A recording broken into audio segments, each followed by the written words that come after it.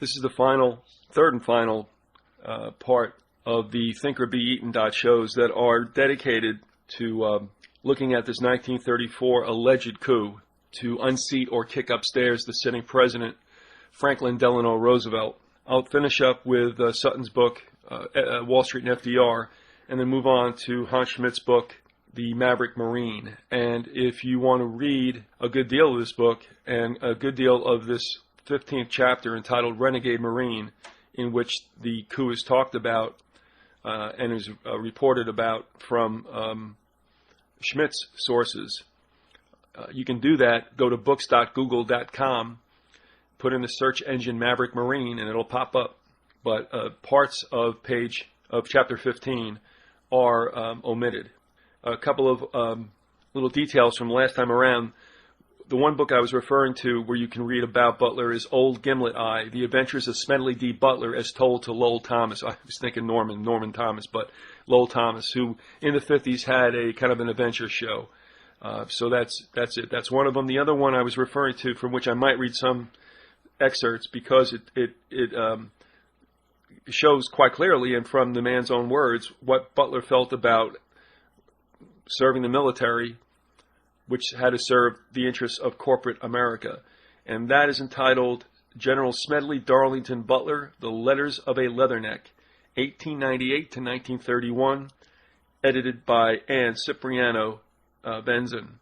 And of course, this coup hadn't come up yet, but that would not be the purpose of that book. That would be for you to read about his adventures in the Marines and what he considered some, and rightfully so, some illicit reasons to be in certain countries, which were to defend the interests of American corporations.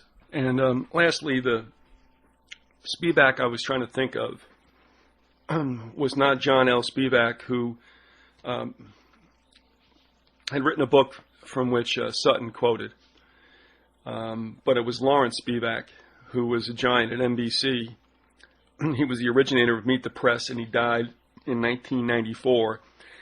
I'm sure he was not related to John L. Spivak, who preceded him to a certain extent. And Spivak, I don't know if he's smeared as being a communist, but at any rate, that's how they see Spivak. And it's certainly, Lawrence was the furthest thing from that, supposedly. Just to finish up at the outset of this part 3, finishing up a couple of tidbits from Sutton's Wall Street and FDR, and this is again talking about something I don't understand this. Here we go. Under the subhead, The Butler Affair and 120 Broadway. Remember we did that thing in part 2 about everybody who was at 120 Broadway? Testimony to the House Un-American Activities Committee on the attempt to convert the Roosevelt administration into a dictatorship with Major General Butler in a key role as Secretary of General Affairs had several links to 120 Broadway. There were at least half a dozen persons, whom the committee should have subpoenaed to investigate the statements made under oath by General Butler, Captain Glazier, and Paul French. Of these, 4 were located or had a significant connection with 120 Broadway. According to accused plotter Gerald McGuire, the original meeting of the alleged participants was held in 1926 at the Bankers Club, 120 Broadway. The following extract from the committee hearings records McGuire's statement. The questioner was Chairman McCormick. And again, how can you plot to overthrow Roosevelt 8 years before before it's supposed to happen? 6 years before he's elected, and did they know? Well, I don't understand this. Of course, there's a script. There always is. I told you, the only reason you guys vote is to make you feel good and to make sure you don't revolt if you find out that, in fact, your vote does mean absolutely nothing, and it does mean absolutely nothing. So I don't understand this, but here's the exchange, and this is McCormick, who will be personified by the word question. Question, how long have you known Clark? Well, I believe I said that I have done business with him and known him since 1925 or 1926. Did he ever give you that kind of money before to use, as you say, in the way that he wanted you to represent him in these transactions? In what transactions? Question. In those money transactions since that time. In what money transactions? Question.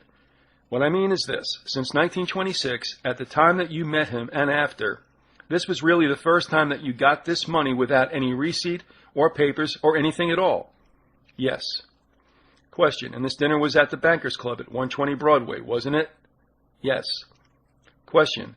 Who was that dinner given to? Was it given to anybody specially? It was a regular luncheon. Question. Who was present at your table?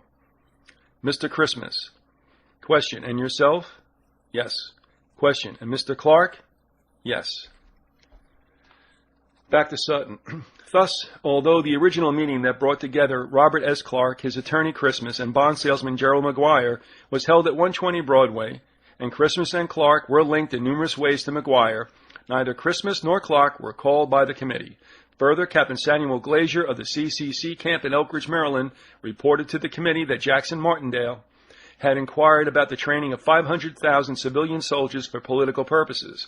Martindale was not called by the committee to challenge or confirm the testimony implicating him in the Butler affair. The DuPont Company, cited in the suppressed portion of the testimony, was located at 120 Broadway. U.S. Johnson, named by General Butler as a probable participant, had been located at 120 Broadway when working as research assistant to Baruch. Baruch's office was at the same address. Clark, McGuire, and Grayson M.P. Murphy had offices just down the street from number 120, Clark at 11 Wall Street, and McGuire and Murphy at 52 Broadway. It is also significant that names suppressed by the committee were located at 120 Broadway. The DuPont Company Executive Office and DuPont subsidiary, Remington Arms. The other named participants, McGuire, Clark, Christmas, Martindale, Grayson M.P. Murphy, and in parentheses, at Rockefeller Headquarters 25 Broadway, and in parentheses, were all located within a few blocks of 120 Broadway and within the previously described Golden Circle. Now we'll go with the last 3 pages of the book, which are also the last pages of Chapter 12, entitled FDR and the Corporate Socialists. And really, doesn't that sound like an oxymoron? That corporate heads, corporations, private big business seem to be the antithesis of socialism. But really, it's a path to that. Now we know that. And that's what these people wanted. They wanted, or they call it monopoly capitalists, which is another oxymoron. So all roads lead to the same thing, and that is basically communism, which is going to be the form of government under which the world will be ruled. They worked it out in Russia and other places, although they were called socialists, if you remember. So was Mao. All right, at any rate, but whether it's extreme left or extreme right, they all lead to the same thing with regard to what's going to happen to you and to me, and it ain't pretty. I don't care what they call it.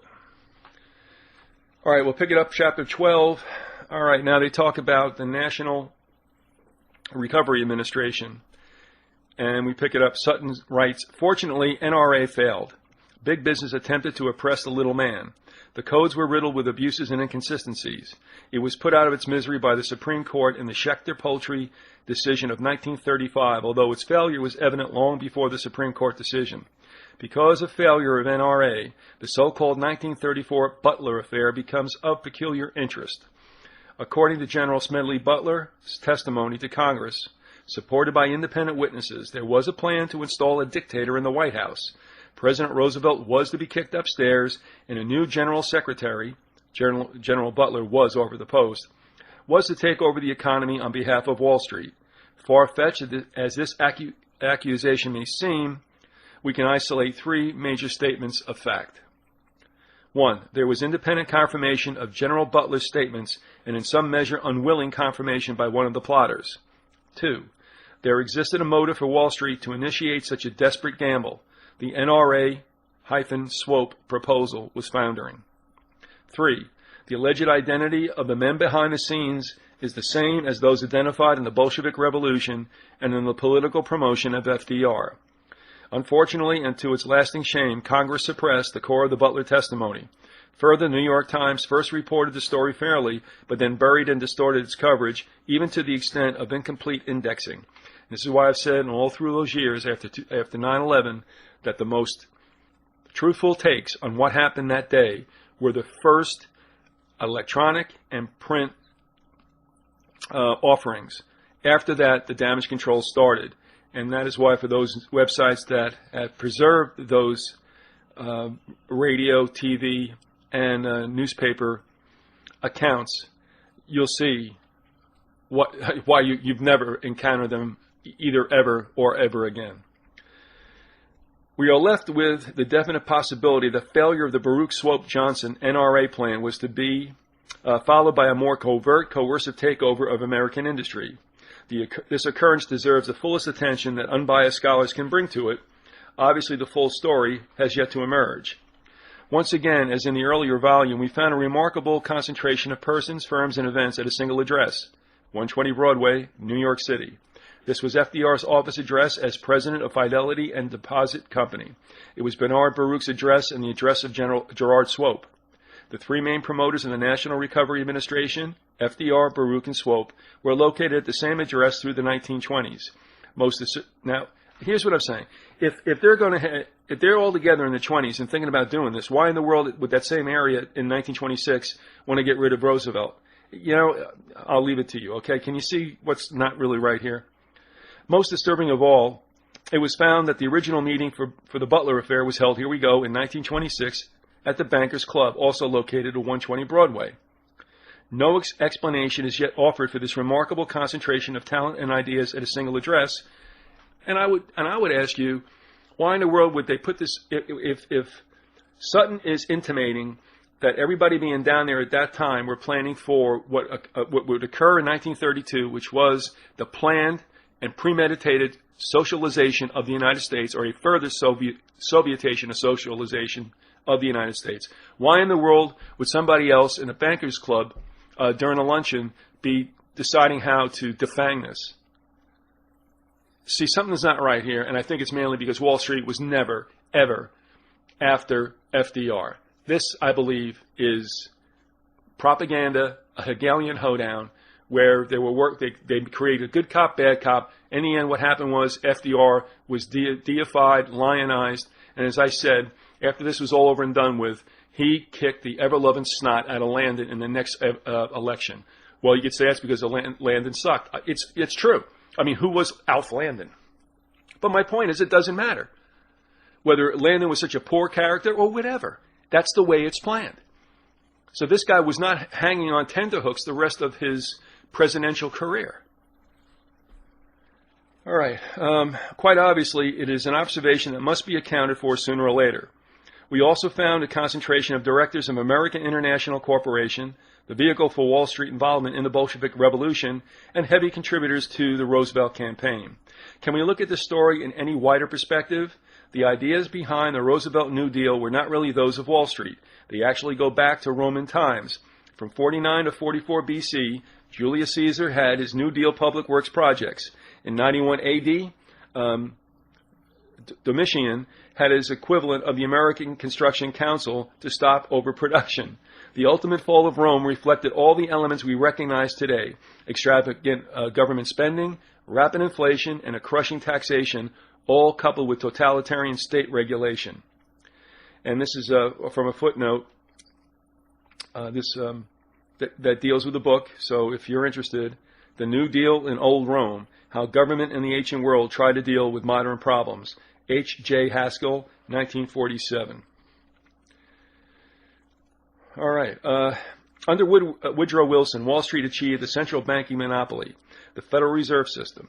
The significance of the International Acceptance Bank, controlled by the financial establishment in Wall Street, was that the Federal Reserve banks used the police power of the state to create for themselves a perpetual money-making machine, the ability to create money with a stroke of a pen or the push of a computer key.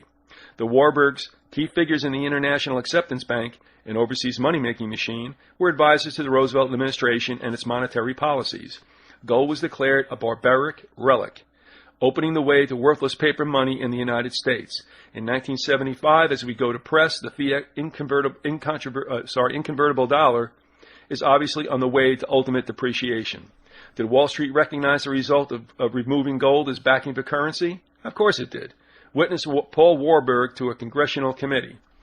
Block quote, "Abandonment of the gold standard means wildly fluctuating foreign exchanges and therefore the destruction of the free flow of foreign capital and business. weak countries will repudiate, or, to use the more polite expression, fund their debts. But there will be no general demonetization of gold. Gold at the end of the war will not be worth less, but more. And that from Paul Warburg. And the last paragraph. The inevitable conclusion forced upon us by the evidence is that there may indeed exist a financial elite, as pointed out by Franklin D. Roosevelt, and that the objective of this elite is monopoly acquisition of wealth. We have termed this elite advocates of corporate socialism. It thrives in the political process, and it would fade away if it were exposed to the activity of a free market. The great paradox is that the influential world socialist movement, which views itself as an enemy of this elite, is in fact the generator of precisely that politicization of economic activity that keeps the monopoly in power, and that its great hero, Franklin D. Roosevelt, was its self-admitted instrument. And that's what I think this whole thing about the coup was. Those who generated those who supposedly were going to pull off the coup made the situation what it was, so that they felt they had to pull off the coup. It's convoluted, it's circular, and they were the ones that benefited. To me, and we're not done with this. I know we have to go to Schmidt's book, but it's another situation where I believe there were artificial constructs, good guys and bad guys made, and what came out of it was, if they betted any kind of fascist elements in the country, they took care of that by getting them out of the woodwork with this. And secondly, I think it engendered support for FDR, because all these cats were together. Even Hoover was in on this. Hoover and Roosevelt weren't cats and dogs, even though they were Republicans and Democrats. Hoover was over in Russia as part of a humanitarian legation that was sent by the United States that really was a cover for doing business. And the American Red Cross was involved in that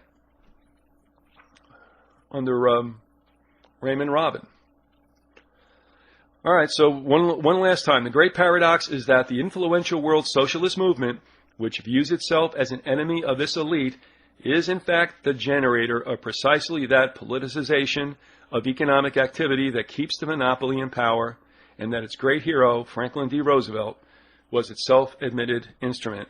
And that ends what we're going to take from Wall Street and FDR, a book by Anthony C. Sutton. He's mentioned many times the book Wall Street and the Bolshevik Revolution. Please go check that out. It's online. You can read it online. It's free. And you've also gotten some other resources there, as we've read, for books that might give you a more accurate picture of what that whole thing was about. But whatever it was, it was a red herring. Also got to take a look at these addresses and see how close they were to the trade towers, because that was Rockefeller's baby. And they put them up and they took them down. And now on to Hans Schmidt's Maverick Marine. That's the short title. It is really Maverick Marine, General Smedley D. Butler, and the Contradictions of American Military History. A lot of things are going on between World War I and II, even though it didn't seem like a big thing politically. Everybody started paying attention, obviously, after the Depression of October 1929. But this book deals with a lot of what was going on. I mean, Butler's at the center of it, but you can find a lot of interesting pieces of history that all of us have forgotten or have never known. And not that they necessarily were suppressed, it's just the little stuff that doesn't make it into the text and such. So this book on a number of levels is kind of interesting to read. And again, it's online. It does have parts excised, so you go to books.google.com, put in Maverick Marine, and bang, it comes right up. Now, just a couple of brief chapters to kind of create a setup for what's going on. This is Schmidt. Tackling the political issue, he meaning Butler, the so-called, he blasted the so-called royal family of financiers that control the Legion, the American Legion. Speaking to members of the more restive and openly dissident VFW in New Orleans in December 1932, on the same platform with Huey Long appealing for share the wealth. Think that might get Long assassinated? Butler repeated a mutinous attack he had made at a Legion convention in Cincinnati. Quote, I said that I had never known one leader of the American Legion who had never sold them out, and I mean it. End of quote.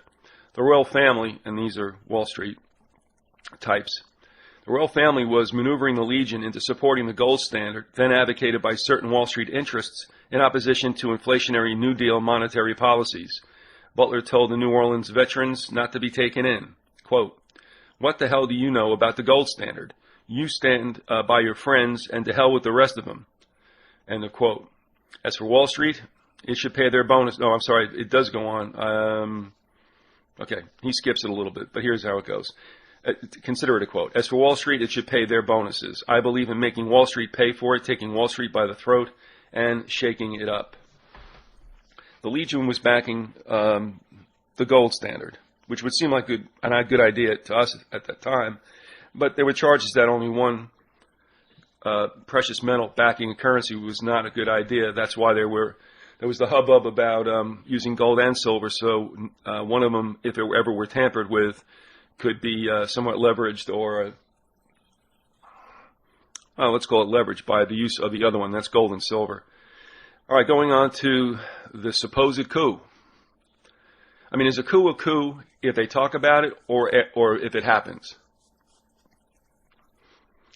Butler's dealings with the Bankers Gold Group extended from December of 1933 until September 1934 and climaxed in his November expose of an alleged plot by Wall Street interests to topple President Roosevelt and establish a dictatorship.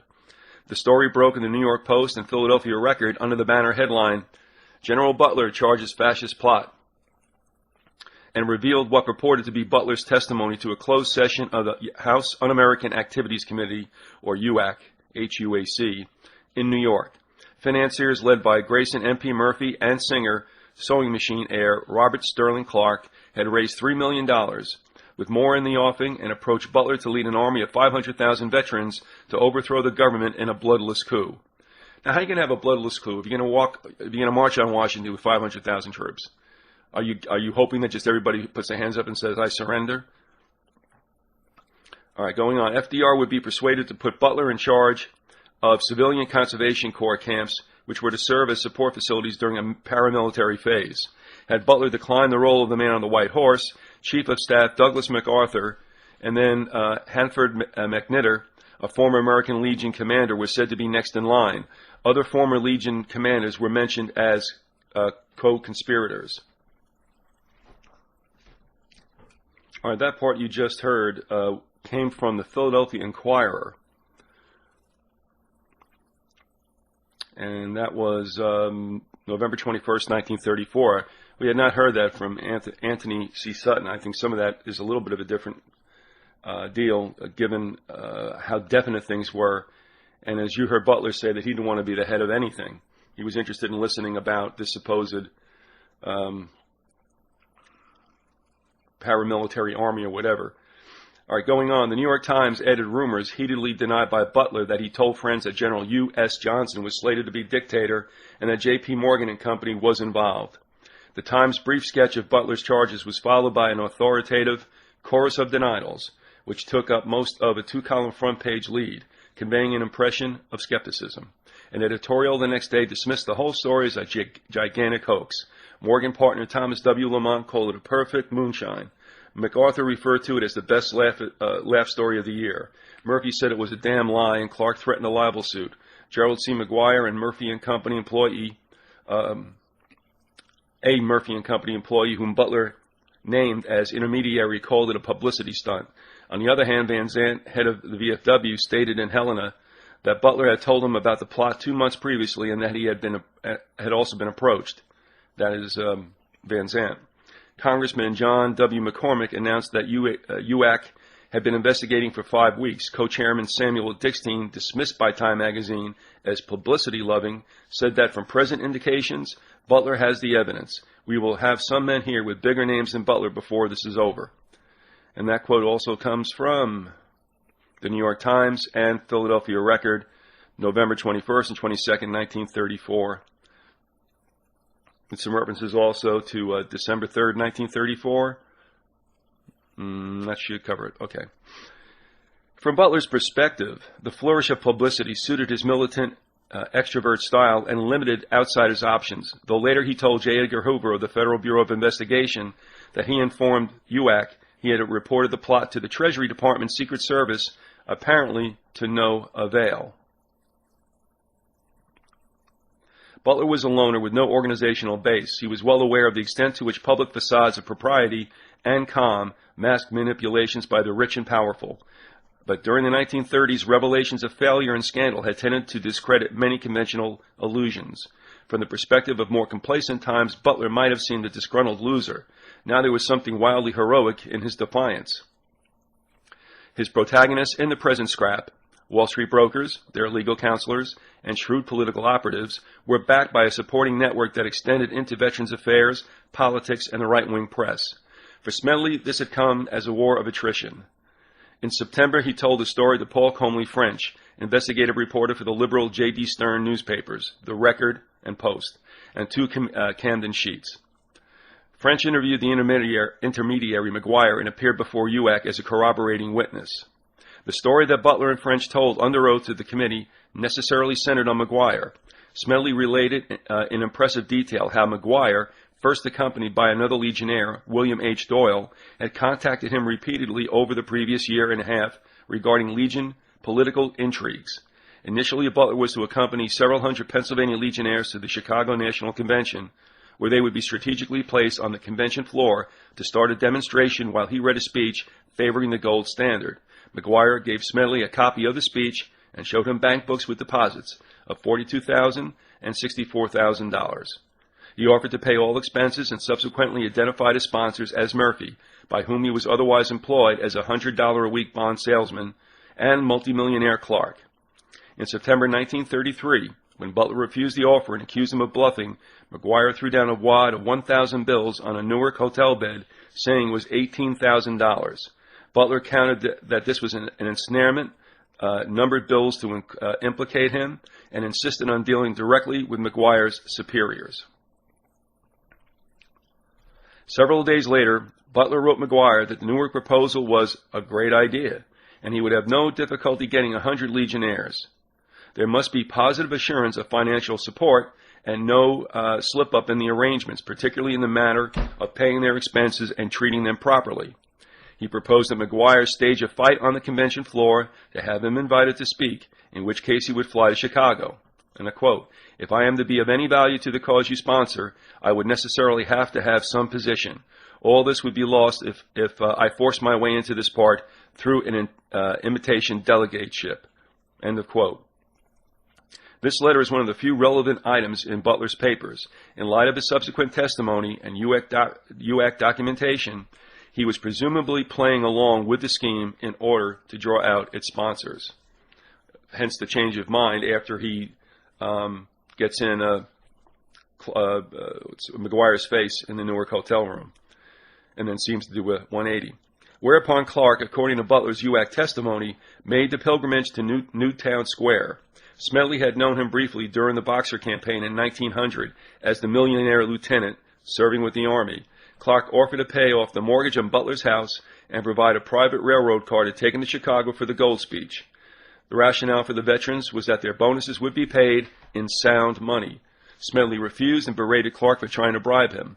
Clark backed down and, using Smedley's phone, gave instructions that neither he nor Butler would be at the convention and to send telegrams instead. Butler noted that the Legion convention, after receiving a flood of telegrams, endorsed the gold standard but not the bonus. McGuire turned up again to offer $1,000 in a private car for making a gold speech in Boston, but Smedley declined. McGuire went to Europe in early 1934.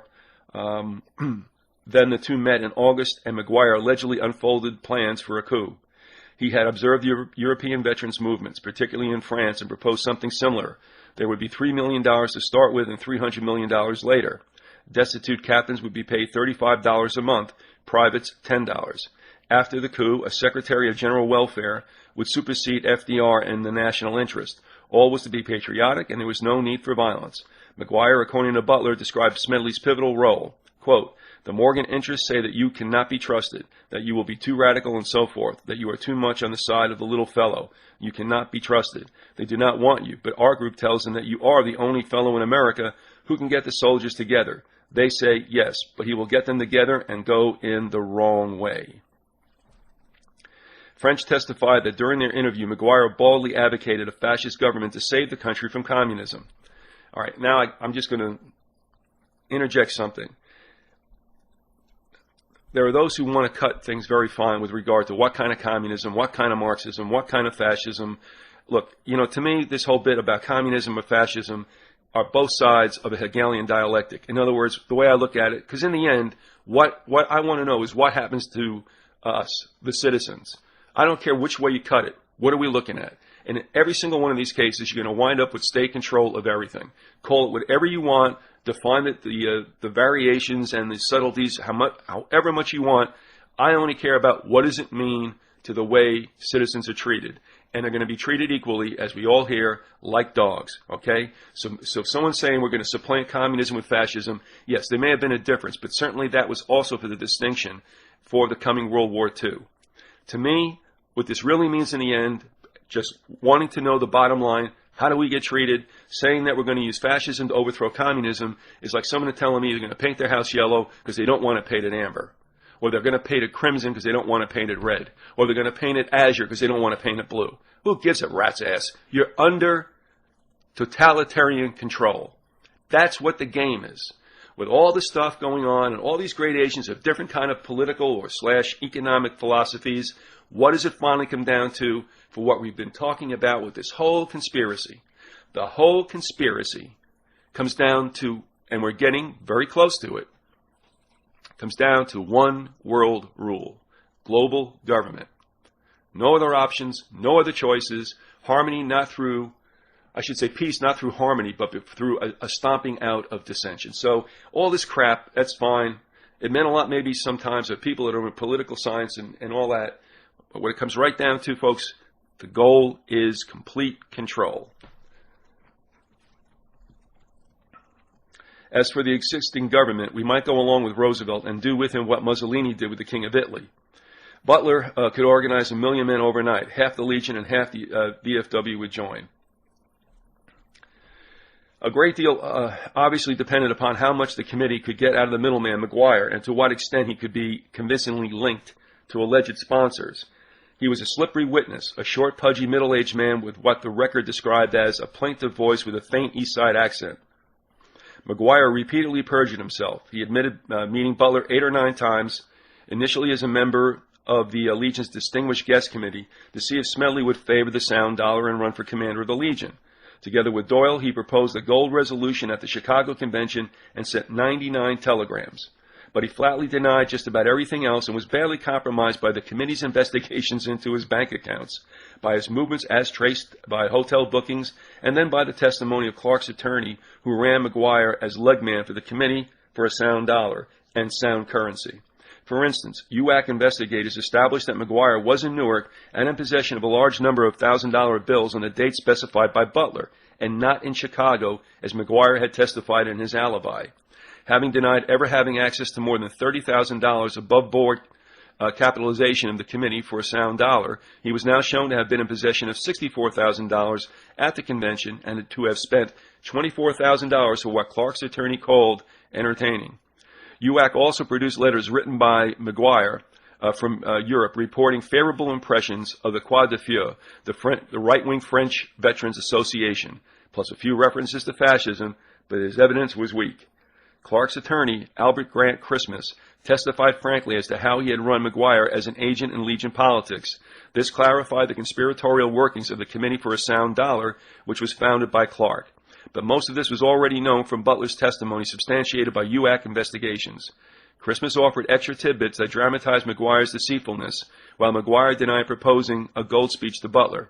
Christmas said that it was McGuire's idea to begin with, and that later he received a report of Butler's refusal.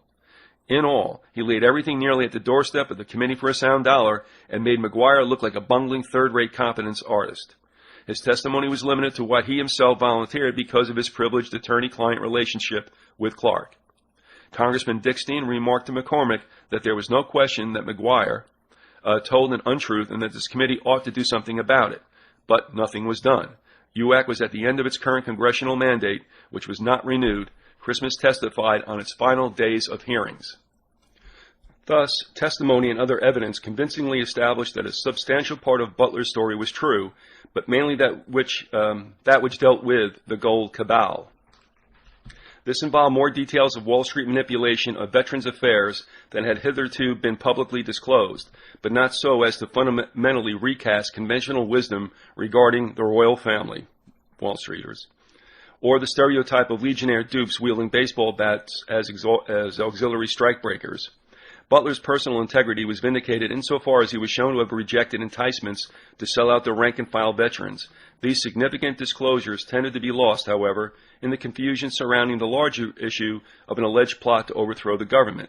In the UAC proceedings, the grandiose conspiracy to mobilize 500,000 veterans reduced simply to what Butler and French said McGuire had told them, supported by very few slender threads of circumstantial evidence. Even if Butler was telling the truth, as there seems little reason to doubt, there remains the unfathomable problem of McGuire's motives and veracity. He may have been working both ends against the middle, as Butler at one point suspected. In any case, McGuire emerged from the UAC hearings as an inconsequential trickster whose base dealings could not possibly be taken alone as verifying such a momentous undertaking.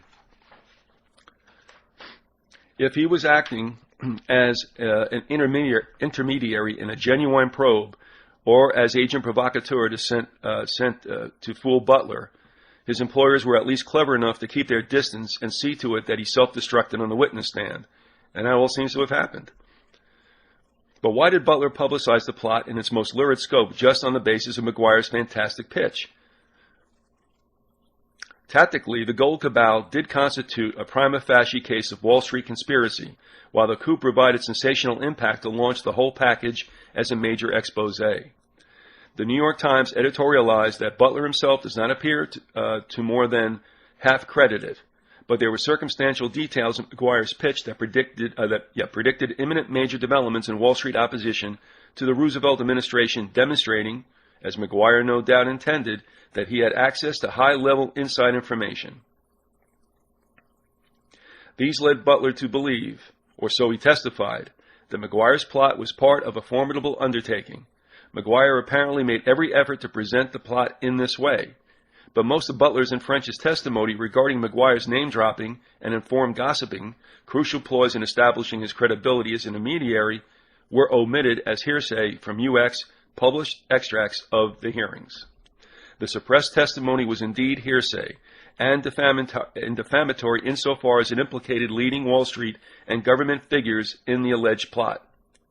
On the other hand, by the very conspiratorial nature of the undertaking, these circumstantial connections and innuendos provided the most important substantiation of a larger conspiracy.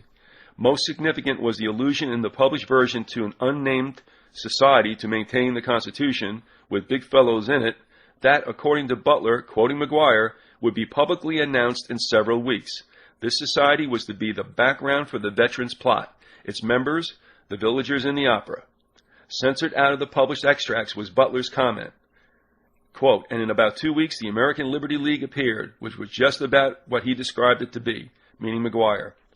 The quote continues, that is the reason I tied up with this other thing about Al Smith and some of the other people, because of the names that appeared in connection with this Liberty League. Inasmuch as the Liberty League was the major organized right-wing assault on Roosevelt in the mid-1930s and included in its leadership former Democrat presidential candidates Al Smith and John W. Davis, with both mentioned and Davis actually impugned in the Butler-McGuire conversations, this was relevant, circumstantial corroboration of sorts. More telling was the association between McGuire, Murphy, and Clark with the Legion Gold intrigue on the one hand and the League on the other. Murphy was treasurer of the Liberty League, Clark one of its founding donors. And this is what I was saying before. There's another whole thing going on here as well. I guess secondary to what they wanted to do, or was it? The fact that UHUAC, remember, okay, suppressed testimony dealing with the Liberty League and prominent personalities tended to magnify the significance of deleted passages and discredit the integrity of UAC's investigation. Circumstances of disclosure led to further distortion. Journalist John L. Spivak, researching Nazism and anti-Semitism for New Masses magazine, got permission from Dickstein to examine UAC's public documents and was given the unexpurgated testimony amid stacks of other papers. Why did he do it? Well, the side comment was Dickstein may have done it unwittingly. Spivak's two-part feature, Wall Street's Fascist Conspiracy, appeared in early 1935, a month after the hearings closed. He cogently developed the case for taking the suppressed testimony seriously, but this relevant material was embellished with overblown aspersions against, quote, Jewish financiers working with fascist groups, end of quote, a mismatch of guilt by association that connected Morgan interests with Jewish financier Felix Warburg, UAC, and several members of the American Jewish Committee.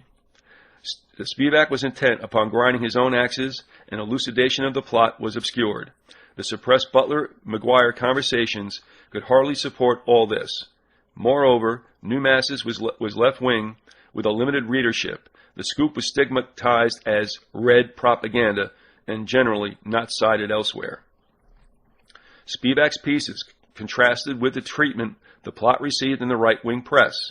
Time magazine outdid itself in superciliousness, ridiculing the story as its national affairs lead story the first week, with no follow-up coverage of the many developments until, 3 months later, brief mention in a footnote to a jaunty Butler-Jimmy Durante personality's photo. This curtly related UAC's final report to Congress that the story of a fascist march on Washington was alarmingly true. The extravagant earlier piece featured a burlesque with 500,000 veterans marching through Maryland on U.S. Route 1, led by a butler on a white horse, accompanied by Johnson, MacArthur, and 3 former Legion commanders. Quote, between them and the first squad of marching men glided a shiny limousine. On its back seat, with a plush robe across their knees, were to be seen John P. Morgan and his partner Thomas William Lamont, deep in solemn talk. End of quote. Time remarked that no military officer of the U.S. since the late tempestuous George Custer has succeeded in publicly floundering in so much hot water as Smedley Darlington Butler. The Liberal Nation and New Republic argued that fascism originated in pseudo-radical mass movements. Therefore, Butler's revelations of a reactionary Wall Street plot were no cause for alarm. Smedley denounced UAC on national radio for suppressing evidence and stopping dead in its tracks when it got near the top, by failing to call Murphy, Clark, and others to testify. He denied the plot was fascist, except certain newspapers and the committee itself so termed it. Nor had a march on Washington ever been mentioned. In a rejoinder, Dickstein argued that Butler had never made any specific charges against the big names, but Dickstein's criticisms were qualified in Butler's favor, reflecting UAC's final report to Congress. Quote, there's no question that these attempts, in brackets, the plot, were discussed, were planned, and might have been placed in execution when and if the financial backers deemed it expedient. The committee had verified, quote, all the pertinent statements by General Butler, with the exception of the direct statement suggesting the creation of the organization, end of quotes. The New York Times paraphrased the report in a front-page story, quote, definite proof has been found that the much-publicized fascist march on Washington, which was to have been led by General Smedley D. Butler, retired, according to testimony at the hearing, was actually contemplated. But by this time, with UAC terminated, there was no apparent means or inclination to pursue the story further. Butler may have blown the whistle on an incipient conspiracy, and the plot reverberated in contemporary events and down through the years. Nobel Prize winner Sinclair Lewis explored similar themes of collusion between the rich, the military and ex-military, and the right-wing press in his admonitory 1935 novel, It Can't Happen Here. Silver shirts, khaki shirts, and the Black Legion were highly visible reminders, however marginal and strange, that paramilitary strong-arm methods appealed to some Americans. A botched khaki shirt march on Washington the previous year served as paradigm for media coverage of Butler's charges, as did Mussolini's 1922 March on Rome. Probably the most important effect of the Butler episode was to stigmatize right-wing proto-fascist linkages. The Liberty League proved particularly vulnerable, as noted by its historian, George Wolfskill. Quote, "Some people were easily spooked, and with the unthinking one's allegations, no matter how incredulous, were accepted as facts." Let's read that again. Some people were easily spooked, and with the unthinking ones, it's a little rough because that's not a possessive. Some people were easily spooked, and with the unthinking one's allegations, no matter how incredulous, were accepted as facts. You know, and that's what I'm saying is going on with what I see being raised up in this Patriot group. All right, I'll just leave it there. From the Butler yarn, there remained a residue of suspicion. The League was now more vulnerable to future attacks of perhaps not so serious in nature, but no less worthy. Itself gratuitously publicized its proneness to cranky right-wing fanaticism in the effusions of its leading spokesmen, such as Al Smith, who widely attacked the New Deal as crypto-communism. This was strikingly analogous to attacks on democratic governments by European fascists. In this sense, the gold plot, if not the March on Washington, was both sufficiently concrete and close to the League to justify larger suspicions. The League, as Wolfskill noted, failed to protect itself from associations with right-wing extremists and suffered the consequences in terms of public distrust, and rightfully so. That's what I'm saying. What was the real motive here? What was the real plan? Was it what the League wanted to do? Butler's attack on Wall Street enhanced his reputation as a champion of the rank and file, spitting in the eyes of the rich and powerful, whether he took a drubbing in the right-wing press or not. In the fall of 1935, he was named Secretary of War and presidential aspirant Huey Long's shadow cabinet, revealed in, and this is a book, My First Days in the White House, which was published posthumously shortly after Long's assassination. Long understood Butler more intimately than some of my other appointees in the cabinet. That's Long's quote. In a chapter entitled, Wherein Rebellion Brews and Fades, he had smeddily putting down a right-wing putsch by Morgan interests intent upon sabotaging share our wealth legislation. Butler, en route to a VFW convention in New Orleans, commented that the selection was the greatest compliment ever paid me. And just one other thing about Huey Long and the share the wealth. Now think about that too as perhaps another motive in this whole situation. I postulated that perhaps something like this drew out the fascist element, which was aligned, if not completely congruous, with super patriots. But Long's share the wealth is explained on his website, hueylong.com. Take a look if you want to. And real briefly, it states it's a program designed to provide a decent standard of living to all Americans by spreading the nation's wealth among the people. Long proposed capping personal fortunes at $50 million each, in parentheses, roughly $750 million in today's dollars, through a restructured, progressive federal tax code and sharing the resulting revenue with the public through government benefits and public works. I mean, in a way, that's what you're hearing right now. I mean, everything old is new again. Now, this wasn't enough to get him assassinated. Most likely, yes. Share our wealth. Who would not be in favor of that? The royal family, as Butler called it, the Wall Street cabal. And he was assassinated, and you guessed it right, by a lone gunman. Right. All right. I think that's going to end it pretty much for the narrative about the coup. There are two other things I would like to touch upon real quickly, and I'll get to it right now. Because here's the other thing I was thinking about.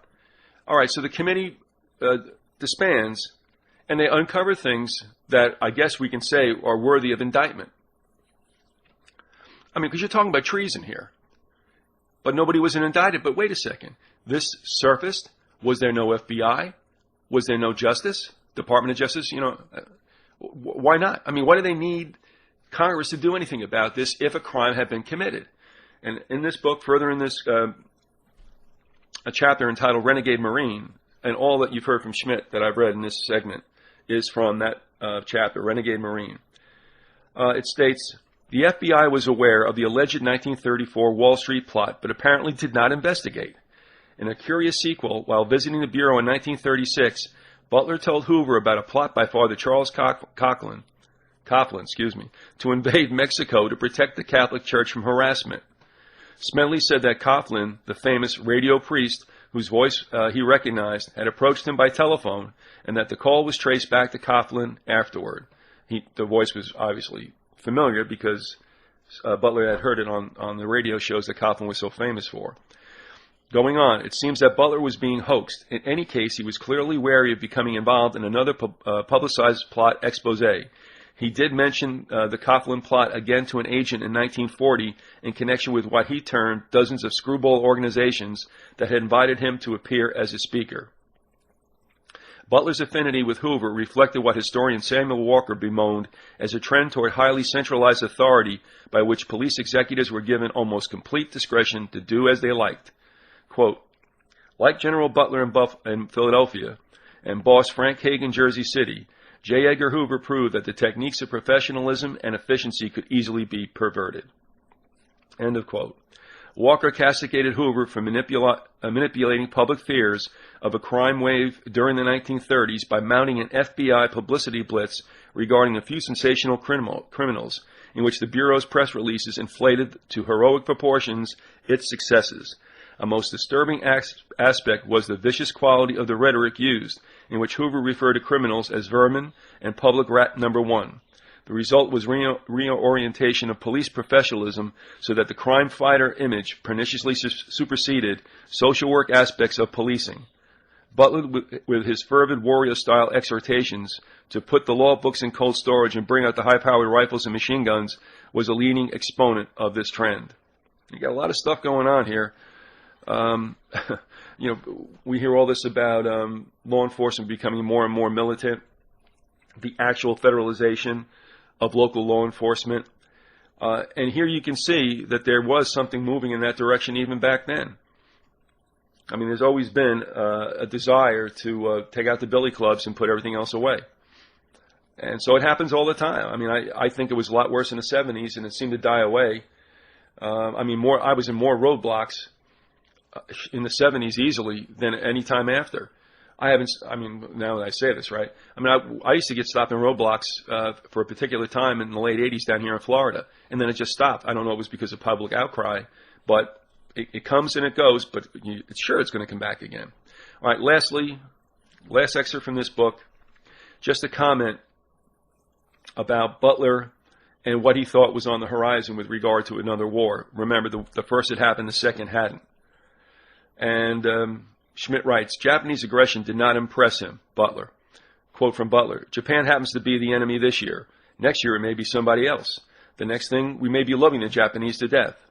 End of quote. The 1937 sinking of a U.S. gunboat on the Yangtze, in company with 3 Standard Oil tankers, was proof that American forces were posted where they had no business being. Why don't those damn oil companies fly their own flags on their personal property? Maybe a flag with a gas pump on it. That's a quote from Butler. Marines, soldiers, and gunboats in China should all be brought home. His quote, United States citizens should get the hell out of China and stay out. Let the financial interests who are crying over there run up their own flags and fight their own battles. End of quote. The United States must abandon the Philippines, Hawaii, Alaska, and Puerto Rico, to which he now added the Panama Canal, rather than war for them. As for Europe, the United States had nothing to do with Hitler's land grabbing or with promises Britain and France made to Poland. That was from Butler. He elaborated the 1939 anthology Common Sense Neutrality, playing upon presumed American moral superiority, but drawing opposite conclusions from the interventionists. America was above the battle, a quote. These are some of the smelly things in this pit of European back alley politics into which we will be sucked if we don't watch our step. If we are fools enough to get all excited about this brawl that is going on over there, as such brawls have, almost since the dawn of history. End of quote. Finally, the anthology, edited by his ally in the 1934 Wall Street plot expose, Paul Comely French, included pieces by Charles A. Beard, a number of senators, Eleanor Roosevelt, Herbert Hoover, Norman Thomas, and the commander of the American Legion. Elsewhere, Smedley conceded that, along with, quote, 90% of the American people, unquote, he sympathized with the Western Allies, but this was no reason to intervene or rearm beyond an ironclad defense a rat couldn't crawl through. And I'll leave it right there. I've been reading from excerpts of the book, Maverick Marine, the subtitle, General Smedley D. Butler and the Contradictions of American Military History. And you can read that online. Go to books.google.com. Certain pages have been excised. You can check it out yourself.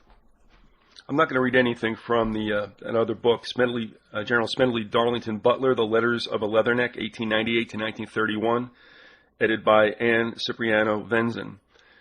That tells you a lot about what our military was doing in Mexico, in Haiti, Central America, China. It can get a little tedious with the letters between Butler and other people, his wife and such. But if you go through it, I mean, you'll see what was going on, stuff that we had really not been ever made aware of. But anyway, that's what I think that book is most helpful, at least, is to fill in all the intrigues by our military in the name of Standard Oil and United Fruit and other sweethearts. The thing about this whole coup, most of, if not all, of the referential material that people have come upon comes probably from Archer's book, The Plot to Seize the White House, that came out in '73. And I mean, I think you have to look at some other voices before you go any further with it. And I think it's good to read Sutton's book and also Schmidt's book, along with the fact that it still doesn't make any sense to me what this thing was for, unless it was to generate a particular feeling among the people in Depression America. Yeah, most everybody, well, not most everybody, but you'll even hear references in movies about that era, how some people were saying, you know, that Roosevelt was a communist and we're getting socialized. And it's true. It was, just like now. And no matter how much the supposed conservative voices in the Republican Party are rattling their sabers, it's going to happen. And I'm not a Republican, I'm not a Democrat, but, you know, I had a laugh. Trudeau the other day and I were talking, and he goes, you know what it comes down to sometimes? He says, I think about it, he goes, the Republicans don't do anything when they're in. They just don't do anything. When the Democrats get in, they screw everything up. You know, that's fine, but they both play their part, and I think that was what happened here. Not the Republicans and Democrats were in on it, but they were also, as they always are, actors in this whole stage show. But they wanted to impose a dictatorship, perhaps, that was fascist. Well, they had one with Roosevelt. I mean, how close can you get to it? Give me the executive orders, and, you know, it is good to be king. At any rate, it's a very interesting thing. I think too many people rely too much on Archer. If you look at Archer's titles, I'll guarantee you, if you look at a list of Archer's works, looking at the titles, and you can't tell a book by its cover, but sometimes you can, you'll see a theme there, and you tell me which way he leans. All right, so I think that there's a bias there. And as Schmidt said, it was an undocumented secondary account. May have been replete in its timeline, and there are good things in it, no doubt about it. But there was a tone there as well. So who knows? But I'll tell you one thing. We're looking at the same situation just about as what took place in 1929 through the 30s. And I think the general consensus is, and it's accurate, that the only thing that got the United States out of the Depression and that hiccup called the 37 recession was tooling up for World War II, which most people knew were coming on the inside. Billy Mitchell, Burke McCarty in her book talks about anti-American sentiment being instigated in Japan for a further war. She wrote that in the 20s. They knew what was going on. Butler knew what was going to happen too. And the saddest thing of all, you know, is that how in the world did they propagandize all Americans that the terrible Hun was going to come across the Atlantic Ocean? Screw the V-2 rockets. You know, that ain't going to get it done. An invasion would have to. And they got Americans freaked out twice to go over to Europe to fight the terrible Hun. And the sad thing about it is the Hun never even crossed with boots, the English Channel. Because it's a script, folks. And the only ones that win are the industrialists, the financiers, the bankers. Everybody else, supposedly winning or losing, loses. This has been Think or Be Eaten. This would be, I believe, number 7. Thanks for listening. And remember, good times are just around the corner.